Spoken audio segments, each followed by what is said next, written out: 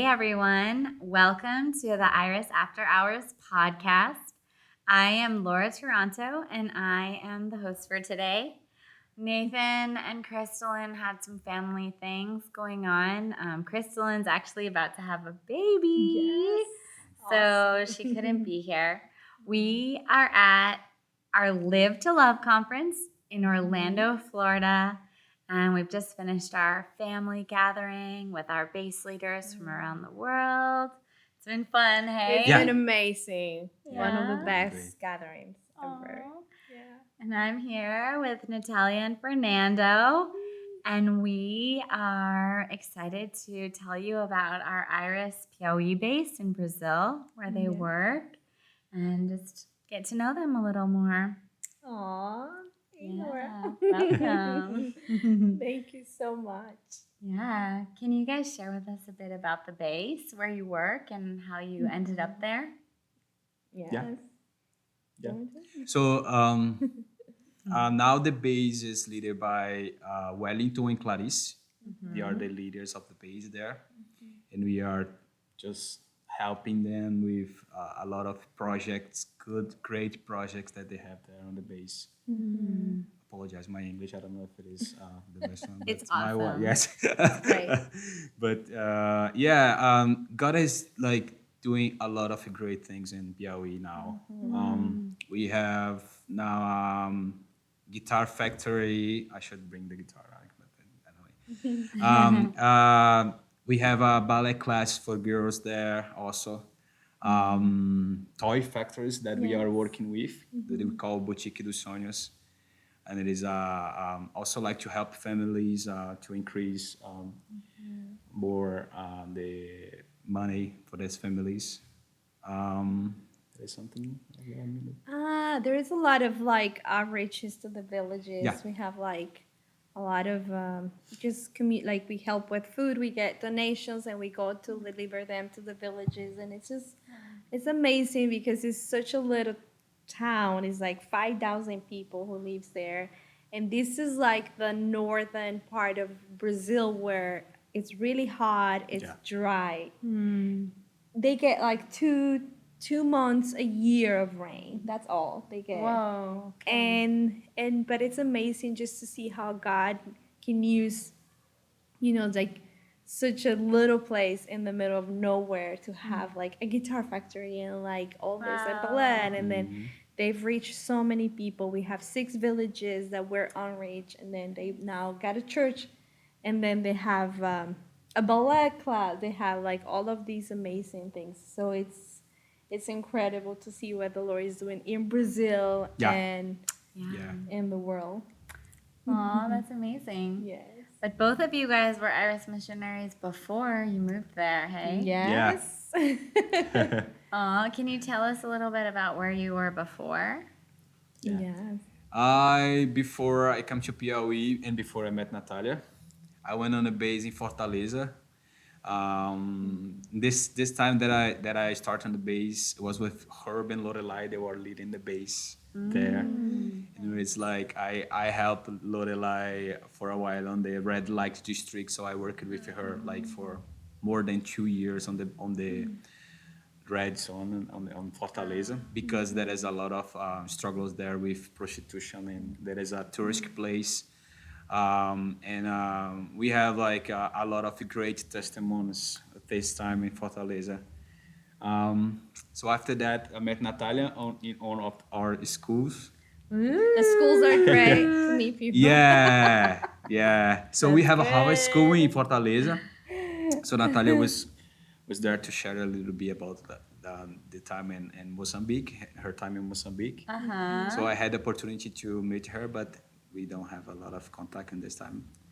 After that, we start just talking more, and I started in Fortaleza, and it was like great, like one of the best season, and one of the best place also to start life in mission.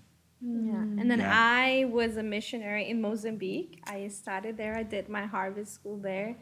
And then after that, God spoke to me about Mozambique and women, the single moms and widows. And then I moved there, and I was there for about 5 years. and Laura was my amazing roommate. Yes, yes. And then God showed me a project called Iris Arts, and that God gave me the honor to start that project and jewelry making, and but through that it was to show them that unlock the beauty in their hearts while they were making beautiful things.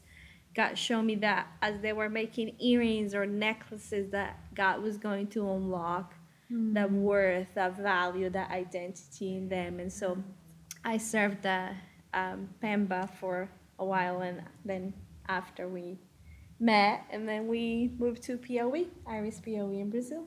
Oh, that's amazing. Yes. Can you guys tell us a testimony about, you just said there were a lot of testimonies from Fortaleza, or I'm sure you have a lot as well from the women. So we'd love to hear a few stories about people whose lives were affected by some of the programs on our bases. Yeah. One of my favorite testimonies on the streets was like, we just went like for 2 times on the week for the streets, and we go like after midnight. We had like the time to pray together as a team before we go to the streets. And we have 2 clubs that is working now with prostitution. There is a lot of clubs in Fortaleza, but the 2 like of the most biggest clubs in Fortaleza. We're just praying over these clubs, and the missionaries, the girls from the base, they actually go there to like pray over the girls in situation of prostitution. Wow.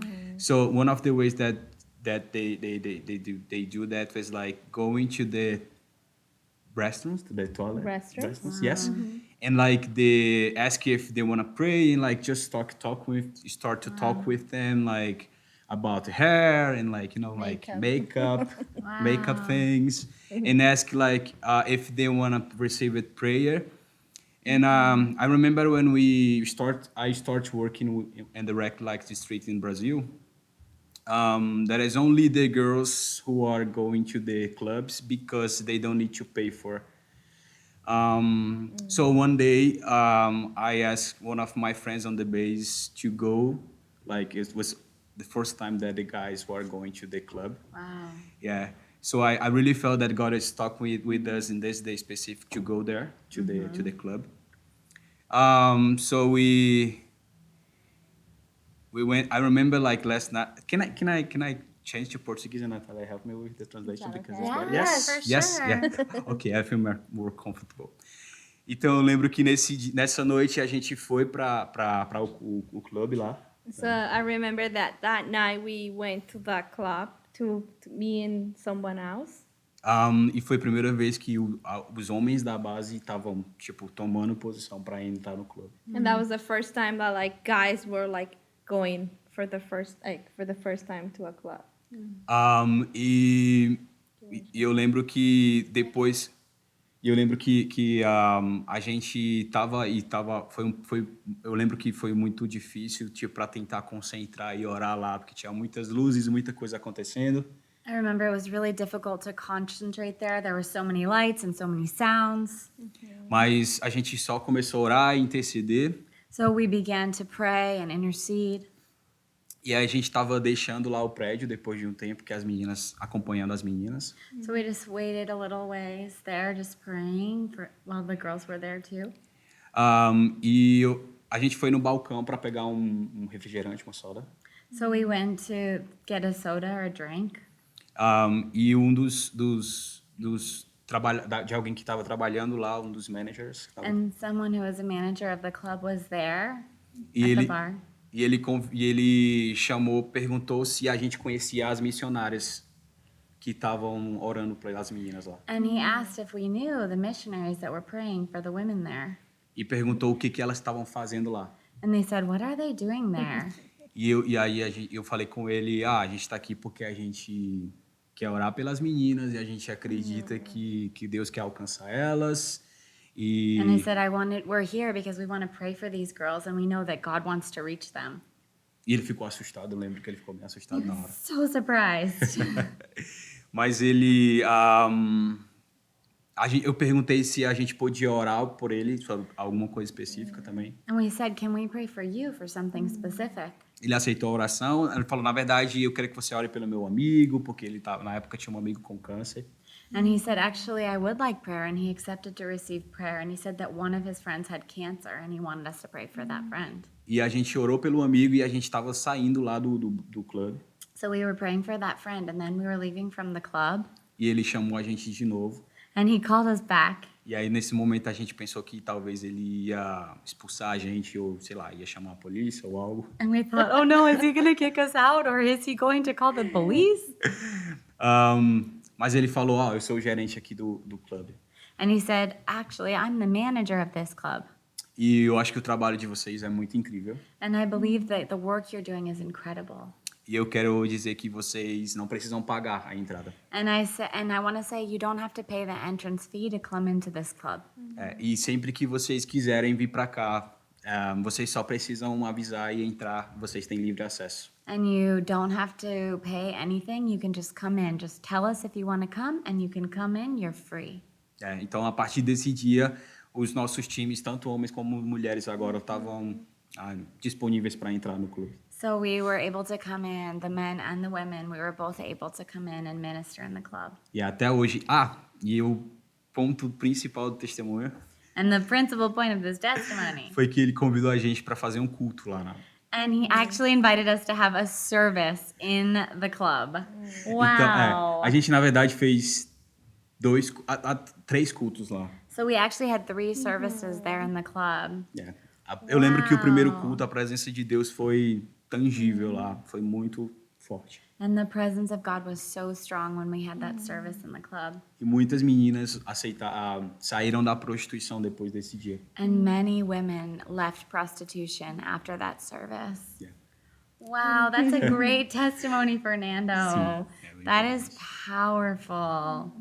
Wow. And did you meet that manager again? Did you see him more times at the club? Oh yeah, we did. Yeah, we also now have a connection with him, and he is like really open to the gospel. He is not like ele ainda não é cristão. He's not yet a Christian. Mas ele está muito aberto para o evangelho. But he's very open to the gospel. E até hoje a gente tem um relacionamento com ele bem. And still we have a relationship with him even to this day. E depois disso também outro clube abriu porta para a gente também. Wow, and another club opened the door to us as well. Então assim, Deus começou a mover bastante lá nessa área lá em Fortaleza. So God began to move so much in this area in Fortaleza.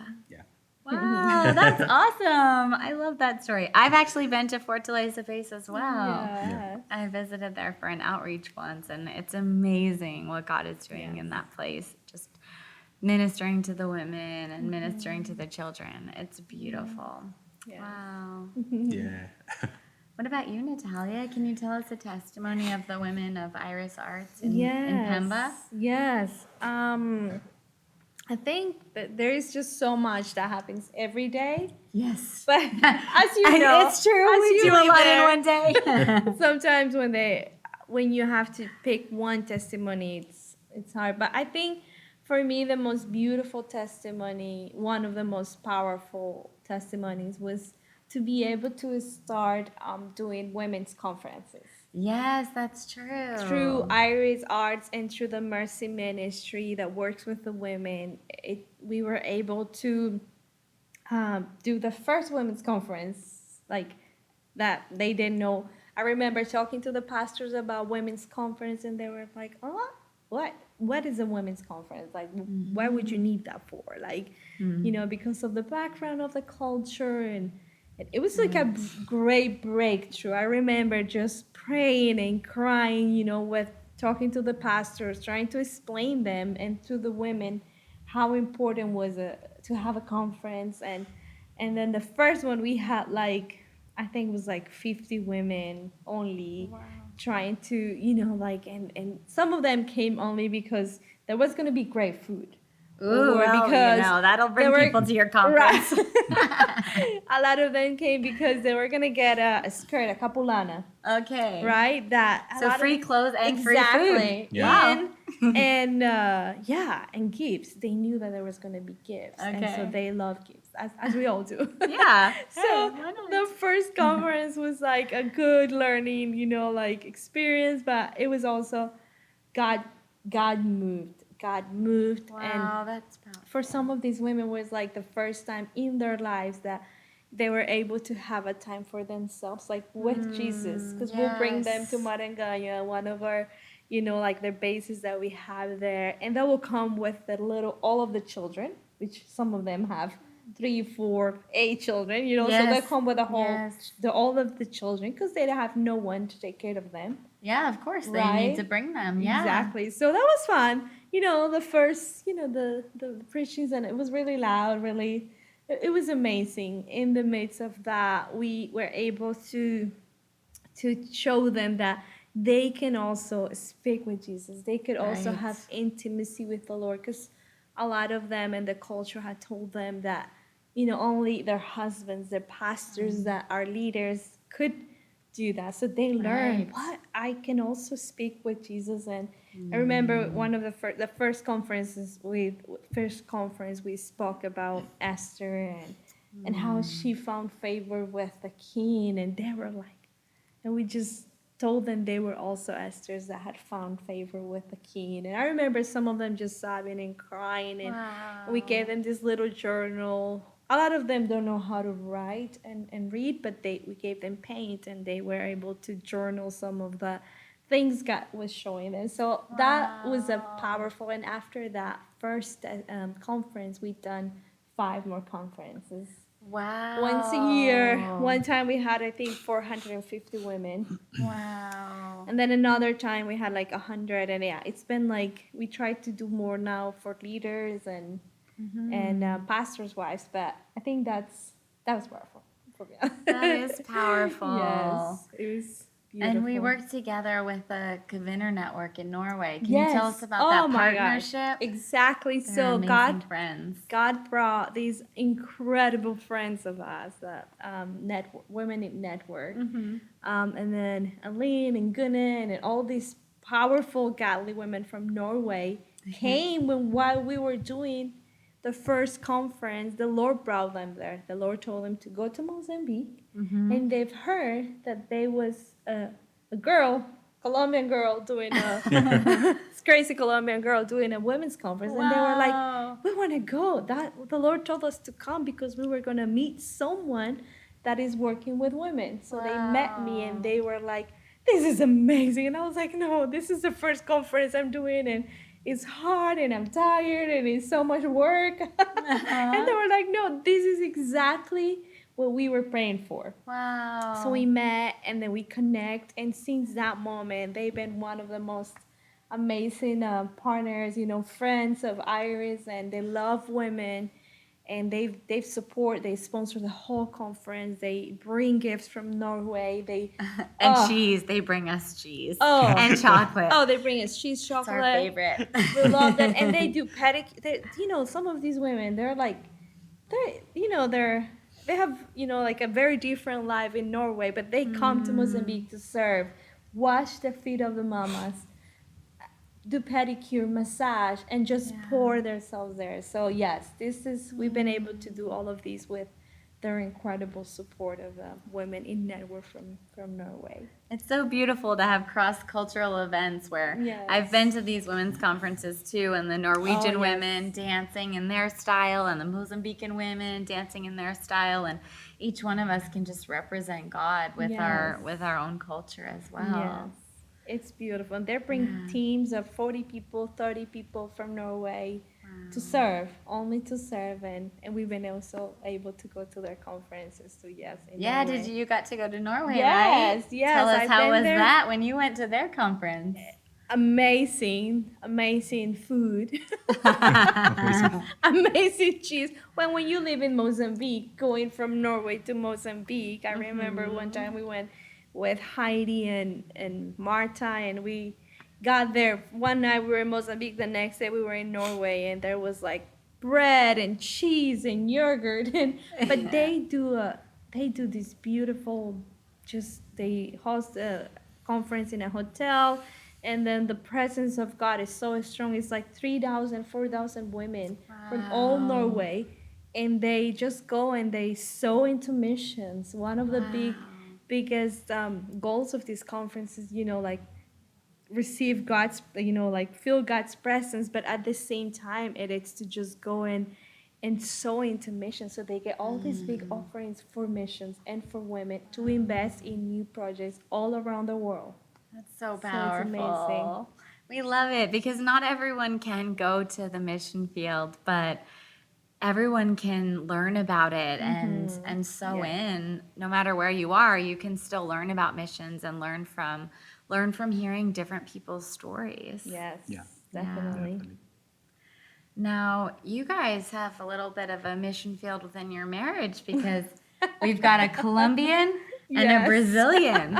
Yes. How is it having a cross-cultural marriage? Challenging. It is, but it's a beauty challenging. Beautiful. Challenging. Yes. Okay. Yeah, I think it is great. Like I think that is something really powerful when two nations Yeah. are together. I don't know. That is, something really special that is releasing through that. I think for us was not like too different because Colombia and Brazil culturally it is not like so much difference. But yeah, it is. It's good. Yeah, it's good. There is some days where communication can Yeah. be hard. Because we speak mostly in Portuguese, but sometimes I just need to switch to English. When she's angry And with when- me, she's speaking Spanish. When I'm very angry, I become Latina, so I speak Spanish to him. Wow. But sometimes I just want to speak Spanish. It's my Yeah, first your own language. I hardly ever language. use it. I don't use it only with my family, and so sometimes, but it's good. There is differences. The ways that we were raised were very different, Yeah. and our experiences were different. But we love it, and it's just amazing how when God has like a plan, and you just wait for that perfect plan. And because as a missionary, you do want to marry someone who has that calling or Right. loves, of course, True. loves the Lord, and then loves nations. And we both love micro business, and we both love so it was so important just to let the Lord guide us in that. And I think when He's in it, the cross cultural differences are easier to handle. Yeah. Yeah. Course. Yeah. Jesus it's- connect us. Yes, That's we love it. I love Brazil. It's amazing. He loved Colombia. Yeah, It's definitely. Colombia is amazing. Yes, it is amazing. In Colombia. In Colombia. We always tease Natalia because she always says in Colombia and then says her stories. So we like it. Yes. You mentioned micro business and that you're both passionate about that. Can you tell us more about how you see missions in a different type of way? That it doesn't necessarily mean that you have to believe God for finances. God can also give you creative business ideas to support your work in a different nation. Can you speak to that a bit? Yeah. Que fala em português. I think I'm going to speak in Portuguese again. Sure. Eu gosto de como o protestantismo nasceu, né? I like to wait. The Protestantism, like Martin Luther, when Oh, the Protestants. Protestants, yeah. Martin Luther. Mhm. E o protestantismo ele nasceu exatamente dessa não separação do santo e do profano no sentido de o que eu faço é mais sagrado que o outro faz. Okay, so it wasn't a separation between what's holy and what I do. There was not a separation between ministry and work.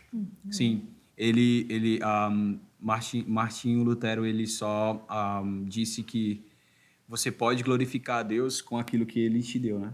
So Martin Luther said that you can glorify God with whatever you're called to do. Acho que ele até deu o exemplo de alguém que faz sapato, né? Se você quer servir a Deus como alguém que faz sapatos, você pode fazer isso vendendo por um preço justo e fazendo um bom trabalho, né? Fazendo o melhor sapato.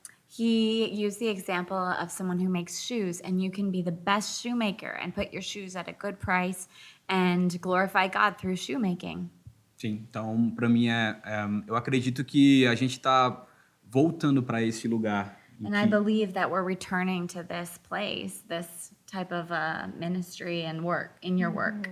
eu acredito que tem muitas pessoas que são chamados para o campo 100% sem trabalho, assim. I believe that there are people, many people who are called to the mission field 100% without work, without a job. Mas eu acredito também que tem uma mesma importância com pessoas que estão no seu trabalho e que estão glorificando a Deus com suas finanças e sabe, com aquilo que Deus entregou para eles. I also believe that there are many people that are called to have work and to use what they're doing to glorify God with their finances and within their workplace. Eu não acredito num só jeito de fazer missões. It's a different way to do missions. E eu acredito que Deus está movendo em diferentes áreas agora. And God is moving in different areas now. O mais importante é glorificar a Deus sobre tudo que você está fazendo. The most important thing is to glorify God with whatever you do. Eu amo o que Deus está fazendo agora com o Iris, né? Com o nosso ministério. Love what God is doing within Iris, within our ministry. E a gente estava até conversando sobre a ideia de pensar fora da caixa também em missões, né? And we're coming with this idea, think outside of the box, even in missions. Porque Deus ele está movendo de maneira diferente, inclusive na área da educação, de universidades, God is moving in different areas, even within education, even within universities. E a gente precisa estar só atento e eu gosto muito do versículo em João 3:8 I love in John 3:8. Que fala que o Espírito de Deus ele move de como ele quer, ele sopra onde ele quer. The Spirit of God moves wherever He wants. It's wherever He wants to move. O vento dele ele sopra onde ele quer. The wind of God breathes where He wants.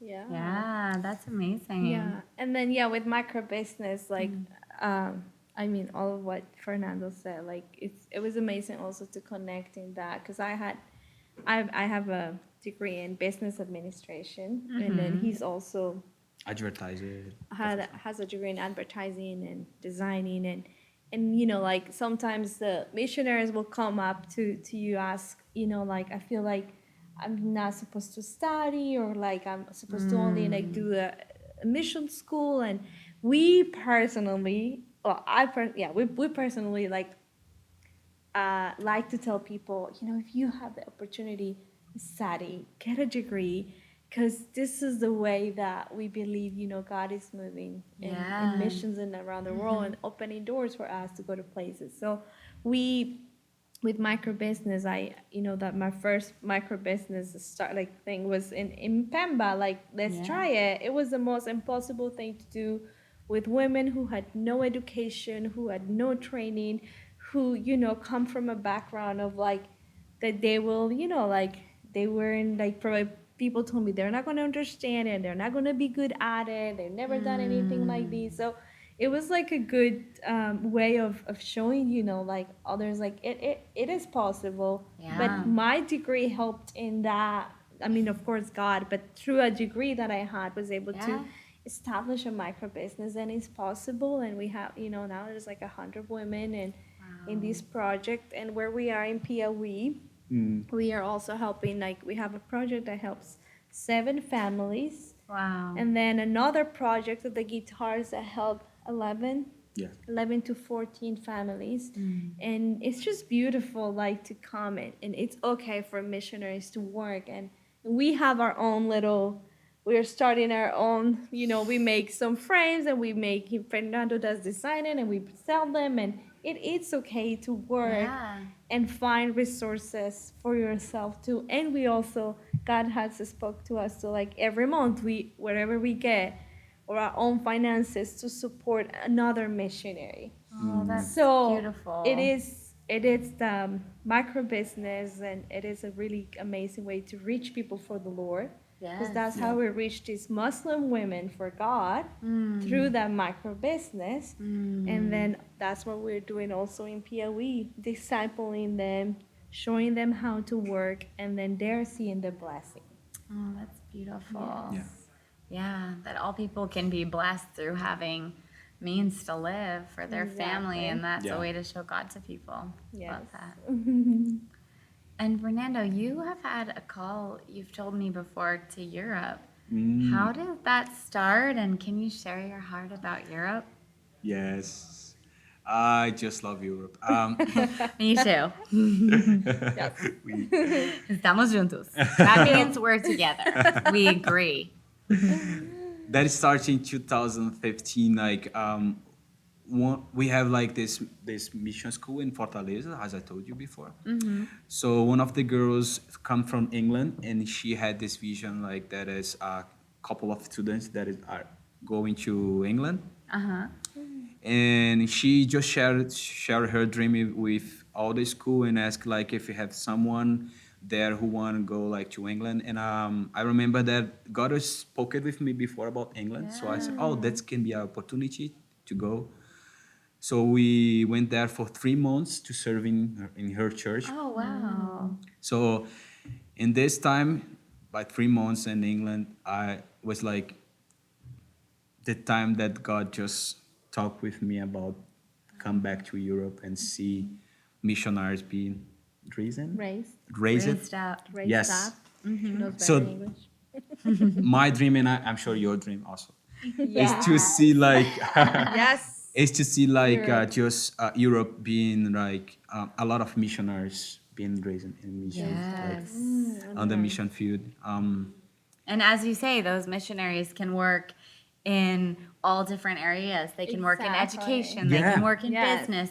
You don't have to just go there and do nothing. Or, well, I mean, of course, you can be a full-time missionary and minister to people, and that's also amazing. And some people are called to that. Yeah. But it doesn't mean that you can't also have a profession, and some people are Exactly. called to that. Yeah. Exactly. There is also this great testimony because during these three months that I went there, I met this guy, and he went for our school in Fortaleza, and now he is a missionary full time also. Oh, okay. Yeah. So Some disciples. yeah. So what is he doing? Huh? Now What is he doing? he come back to England, Uh-huh. and he is also married with a Brazilian girl. Okay. Live on the base.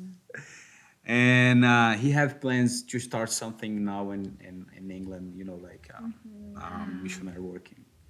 So we talking with him a lot, and it is good to see that God started doing something there. Yeah.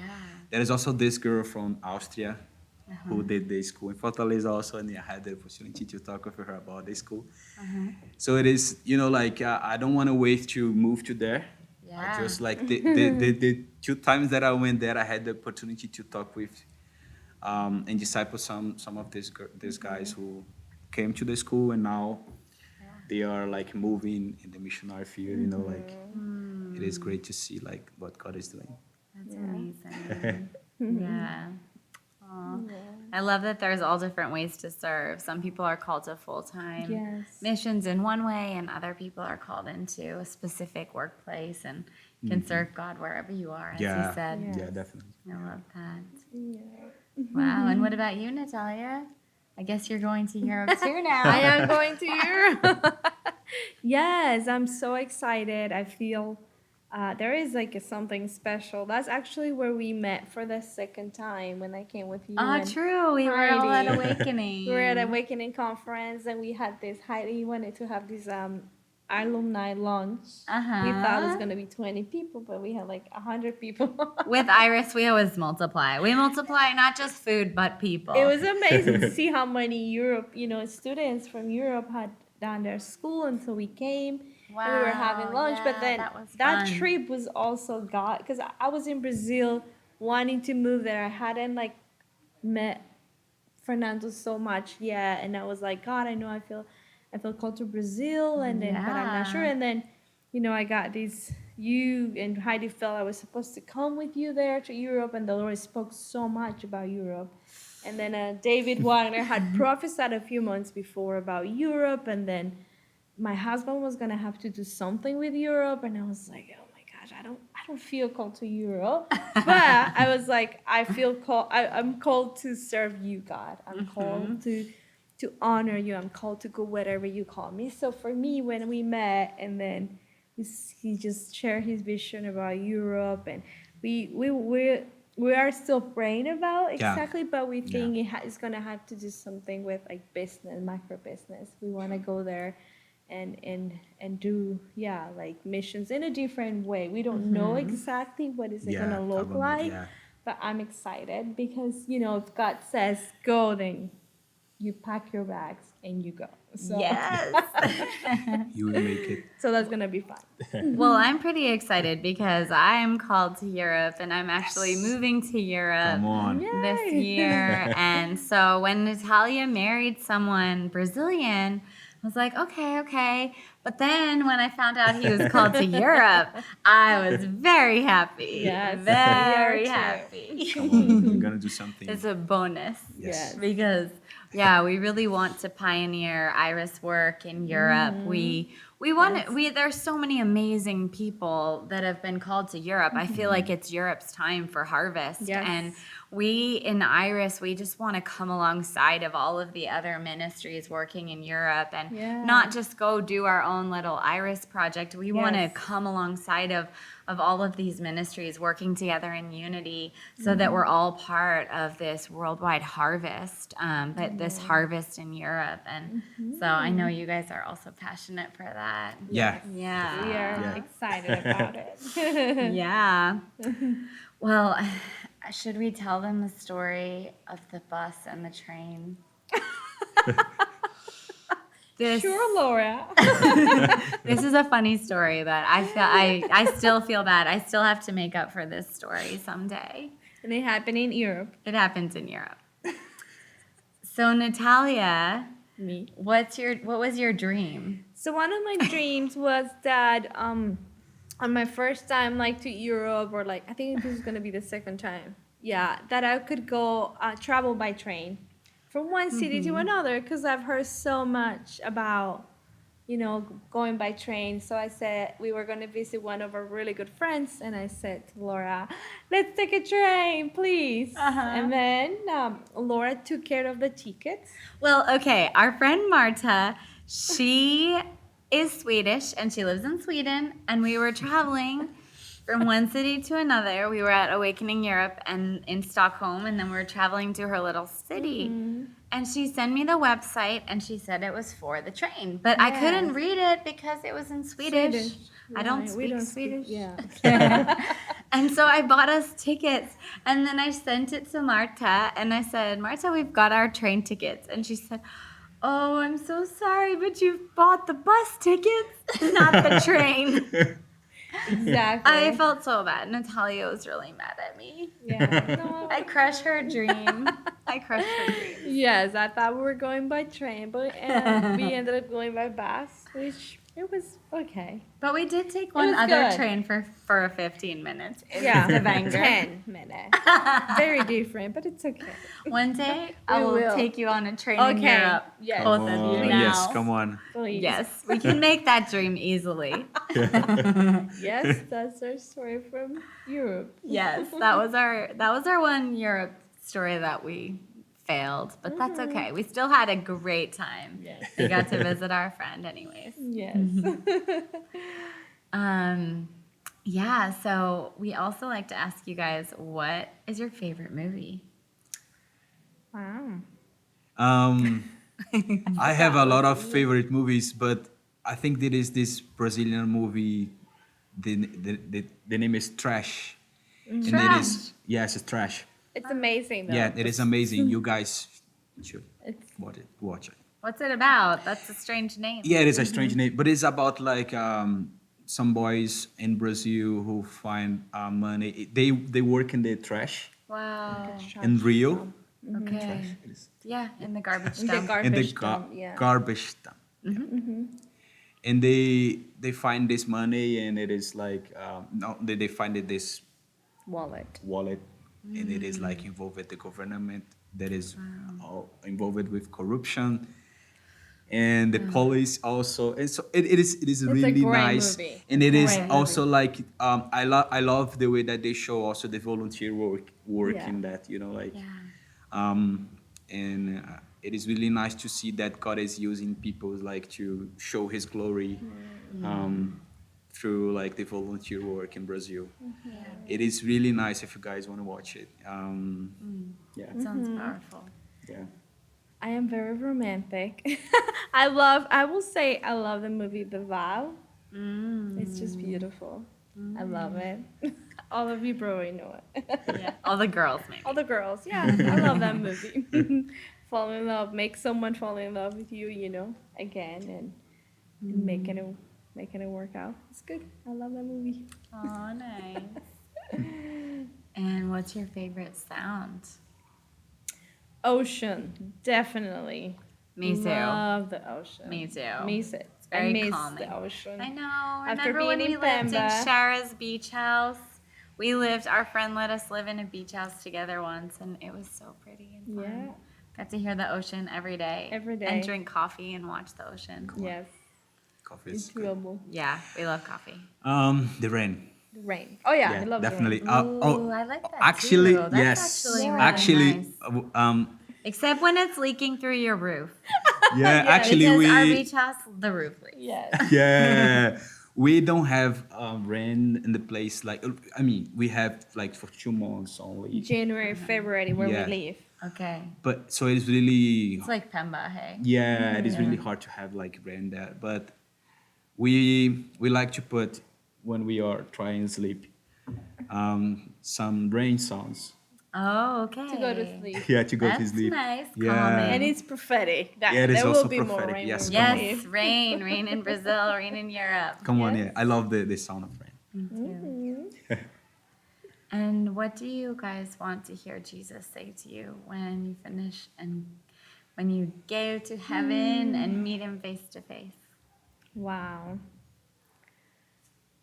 I think I just want to be like able to, like know that I please his heart and that whatever that I obey, Yeah. that no matter how much sacrifice it took, what was the cause that he would just know me and reckon, like know my name and just be like, thank you for saying yes to me. And Yeah. I think that's, I think Yeah. it would be Well done. well done. Yeah. No, I don't know. I just, I think he'll say it in Portuguese. yeah. Yeah, I think, come here and hug me. Like, just, Yeah. I don't know. Yeah, that's good. I like that. Yeah, but I like it also. Like, I really want to have like heard from him. Thank you for saying yes. Yeah. Yes. Yes. That's our heart. We just want to give him our yes. Yeah. No matter Every where, no matter what, Yes. Come on. we say yes. Yeah. Yeah. Well, Fernando and Natalia, thank you for living Thank your you. amazing lives and saying yes to Jesus. Thank you so much. And I can't wait till we all live in Europe. Yes. on. Thank you so much, Yeah. Laura. And yeah, it's been amazing to be with Iris and just being a missionary and loving God, and it's just amazing. Yeah. Yeah. I also pray like if you are watching like to God just release creativity Yeah. over your life and like just thinking that the gospel it's like we are in this new season that it is not only one way to do missions. Yeah. You can it is not problem you thinking out Out of the out of the bag. box. Yeah. Yeah. Just pray like that God is gonna release over your life creativity and you can see wonders and signs no matter where you are. Yes. Yes, amen. So thank you guys for watching, and you can watch more of our podcasts on our Iris Global YouTube channel, and feel free to add some comments there as well. And yeah, you can watch different stories of what God is doing in out-of-the-box ways in different people's lives. Yeah. Thank you guys. We love you. Bye. Bye. This podcast is presented by Iris Global. For more information or to support the work of Iris Global, please visit us online at irisglobal.org.